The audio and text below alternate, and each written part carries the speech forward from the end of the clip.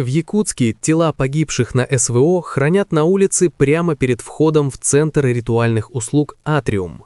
Очевидец на видео зафиксировал большую закрытую стопку с грузами 200, накрытых синим тентом.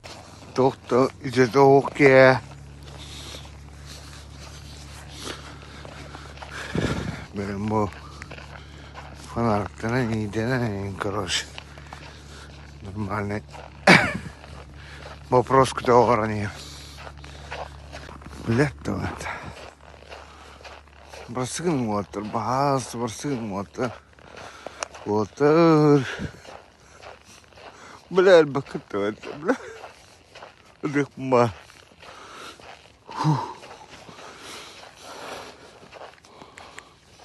Көрің мұны. Ағайрың оттары салыр бұл.